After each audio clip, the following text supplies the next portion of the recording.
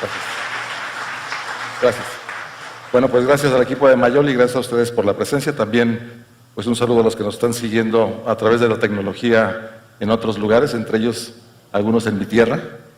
Y nos toca tocar acerca de los tratamientos disponibles actualmente para el síndrome de intestino irritable. A todos nos queda claro que el síndrome de intestino irritable es uno de los trastornos gastrointestinales más comunes en la práctica clínica, ocupa gran parte de nuestro tiempo en consulta, pero también la de colegas médicos internistas y médicos generales. Ya se ha tocado aquí muchas veces que la fisiopatogenia es compleja, hay que reconocer que no la hemos entendido todavía de manera total, aunque se han hecho avances importantes como ustedes han visto. Existen múltiples opciones terapéuticas y cuando tenemos múltiples opciones para un solo problema debemos asumir que ninguna es perfecta. Y tenemos también que reconocer que el desarrollo de los fármacos en esta enfermedad ha sido muy lento, no ha logrado un control adecuado de los síntomas en muchos de los casos y ha sido alimentado por efectos indeseables que han obligado al retiro de algunas opciones farmacológicas en nuestro país. No debemos dejar de ver el objetivo que perseguimos durante el tratamiento en un paciente con síndrome de intestino irritable y sin que necesariamente este sea el orden, porque muchas veces lo hacemos en forma simultánea. Al paciente lo que le interesa es que logremos un adecuado control de los síntomas, pero al mismo tiempo estamos nosotros pensando en mejorar su calidad de vida a largo plazo, prevenir las recaídas sintomáticas, tranquilizar al paciente sobre los miedos que se relacionan con su enfermedad y disminuir la autopercepción de discapacidad que muchos de estos enfermos tienen. Ya se habló mucho sobre la fisiopatogenia, no voy a hablar demasiado al respecto, solamente me sirve esta transparencia para recordarles que la fisiopatogenia es múltiple, que los diferentes factores fisiopatogénicos no son excluyentes y que en un solo caso de pacientes con síndrome de intestino irritable podemos tener múltiples factores fisiopatogénicos en ese momento convergiendo en un mismo caso. Por lo tanto, se pueden requerir diferentes opciones para atacar el mecanismo subyacente en un solo paciente. Si el paciente se queja de distensión y gas, contamos con las modificaciones dietéticas, antiespasmódicos, con o sin simeticona, antibióticos y probióticos. Y si el problema principal son los cambios en los hábitos de evacuación, dependerá el patrón que el paciente presente. Si el paciente tiene estreñimiento, recomendaremos cambios en su estilo de vida como la hidratación, el ejercicio, el consumo de fibra soluble, pero también contamos con laxantes osmóticos, con agonistas o antagonistas de los receptores de serotonina y con, más recientemente, los agonistas de guanilato ciclasa. En el caso de los pacientes con diarrea, contamos con antibióticos, con loperamida y recientemente con colestiramina. Pero con todos estos cambios en los conceptos, tendemos ahora a ver el tratamiento dirigido hacia la fisiopatogenia subyacente de la enfermedad. De tal manera que si pensamos que el factor predominante en el paciente es espasmo o hipersensibilidad visceral, nuevamente recurrimos a antiespasmódicos y antidepresivos, en este caso tricíclicos. En el caso de la disbiosis ya se habló, antibióticos y probióticos. En el caso de que sospechemos que el paciente tiene una exposición prolongada o anormal a factores luminales irritativos, la dieta y la colestiramina pueden ser útiles, y en el caso de los pacientes donde consideramos que las alteraciones motoras y de hipersensibilidad visceral son predominantes, pues los agonistas y antagonistas del receptor de serotonina y los agonistas de guanilato ciclasa. Recientemente publicamos en la revista de Gastroenterología de México, en el último número del año pasado, el Consenso Mexicano sobre el Síndrome de Intestino Irritable, donde se hace una evaluación crítica de todos los tratamientos farmacológicos y no farmacológicos disponibles para el síndrome de intestino irritable. Los invito a que la consulten, es de libre acceso y descarga en el portal de la revista. Y pueden encontrar una amplia y cuidadosa crítica a las opciones terapéuticas que tenemos, en este caso las farmacológicas. Como ustedes pueden ver, se analizó la evidencia disponible que sustenta el empleo de estos fármacos y se emitió un grado de evidencia y una fuerza para la recomendación de su empleo. Y de todas esas opciones farmacológicas disponibles, realmente nos quedamos con muy pocas, que son las que tienen un mayor grado de evidencia y una mayor fuerza en la recomendación para su empleo. Antiespasmódicos, linaclotide, antidepresivos tricíclicos y rifaximina. Sin duda alguna, los antiespasmódicos son los fármacos más empleados, más utilizados en el paciente con síndrome de intestino irritable, sobre todo en el brote de malestar o dolor agudo.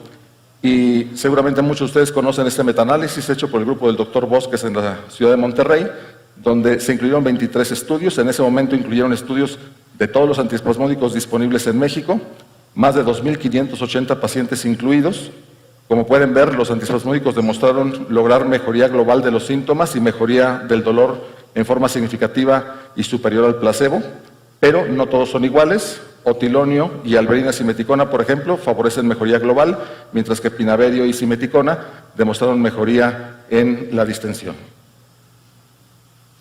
Específicamente, alberina simeticona, metoespasmil, es una combinación muy especial. Es un fármaco que tiene un efecto paradójico en la actividad contráctil del músculo liso porque, por un lado, incrementa la amplitud y la frecuencia de las contracciones espontáneas, pero por otro lado, suprime la amplitud de las contracciones evocadas por la estimulación química de los receptores 5-HT1A, y eso hace que se reduzca la hipersensibilidad visceral.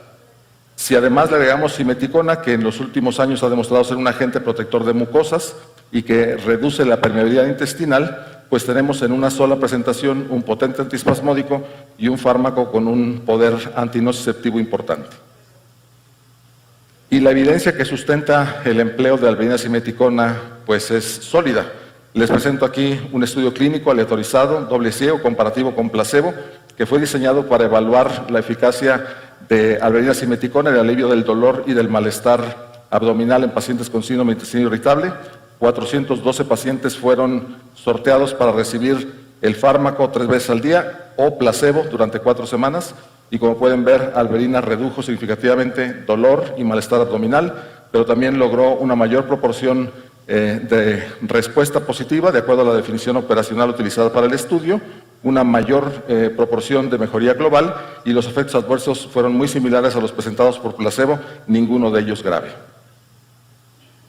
Más recientemente se publicó este estudio de 2 cortes paralelas del Dr. Drucot y sus colaboradores, donde lo que ellos intentaron fue evaluar la eficacia del tratamiento a libre demanda, algo que nosotros muchas veces no recomendamos, pero que los pacientes hacen en la práctica diaria, y la compararon con el tratamiento usual.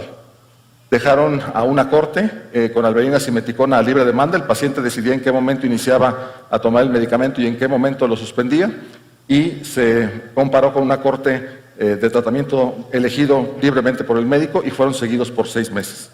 Más de 430 pacientes con síndrome de intestino irritable, también definidos por Roma 3, sorteados a una de las 2 cortes, y alberina mejoró significativamente la calidad de vida de los pacientes con esta enfermedad, redujo el puntaje de la intensidad de síntomas en 2 escalas diferentes, y también redujo los costos directos e indirectos. Entonces, contamos con opciones que cuentan con evidencia sólida de su eficacia, pero debemos reconocer que, aunque contamos con buenas herramientas, pues no existe un solo tratamiento que controle por completo el síndrome de intestino irritable. Y en el mismo estudio del Dr. Drucot nos da una panorámica, una postal al respecto. Y es que en los pacientes que recibieron el tratamiento en forma usual, 40% recibían 2 o 3 drogas para el control de los síntomas. Y la primera prescripción indicada para los pacientes en síndrome de intestino irritable incluía la combinación de 2 antiespasmódicos en muchos de ellos, o bien administración concomitante de laxantes, analgésicos, agentes formadores de bolos, antidepresivos tricíclicos como modificadores de los síntomas. Y ahora nos presentan la posibilidad de un probiótico, y los probióticos, como vimos, tienen muchas ventajas por su amplio perfil de seguridad, y ahora contamos con cepas específicas. Ya la doctora Abreu presentó el Consenso Mexicano sobre Probióticos en Gastroenterología, también recientemente publicado en la Revista de Gastroenterología de México, y aquí lo importante es que el grupo de consenso determinó que la administración de probióticos específicos logra una mejoría en la percepción global de los síntomas de pacientes con síndrome de intestino irritable, basándonos en 6 metaanálisis y revisiones sistemáticas que evaluaron el efecto de estos probióticos en la enfermedad.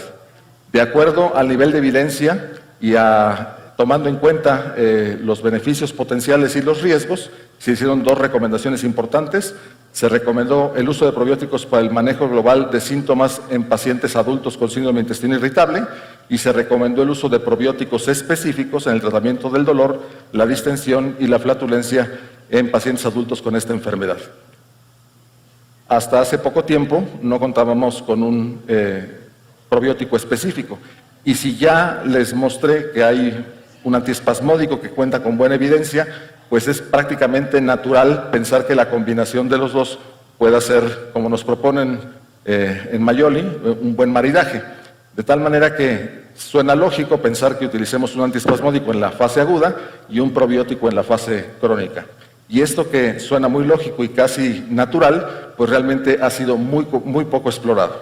Y les presento este estudio de un tratamiento combinado, donde a través de un estudio doble ciego, comparativo, donde se evaluó un probiótico, el Bacillus coagulans, combinado con simeticona.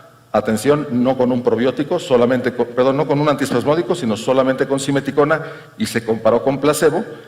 Fue prescrito a 52 pacientes sorteados para recibir esta combinación 3 veces al día durante 4 semanas. Y como pueden ver, la combinación del probiótico más simeticona logró mejoría significativa en distensión, malestar y dolor abdominal. Entonces, como pueden ver, la opción existe y será una responsabilidad de nosotros generar la experiencia propia, sobre todo en pacientes mexicanos, con esta combinación que puede ser útil. Con todo lo anterior, podemos concluir que existen múltiples opciones terapéuticas disponibles en México para el síndrome de intestino irritable, que los antiespasmódicos son seguramente los fármacos más frecuentemente prescritos, cuentan con evidencia sólida con respecto a su empleo, tienen un alto grado de recomendación para su utilización. En especial, la combinación del Bedina y simeticona ha demostrado ser segura y efectiva para el control sintomático del síndrome de intestino irritable, y ahora con esta nueva opción que nos presentan y tomando en cuenta toda la evidencia científica, el perfil de seguridad y los posibles efectos benéficos, es válido considerar que el uso combinado del antiespasmódico con un probiótico específico en el síndrome de intestino irritable pueda ser de gran utilidad. Tendremos que generar nuestra experiencia propia en los próximos meses. Pues muchas gracias por su atención.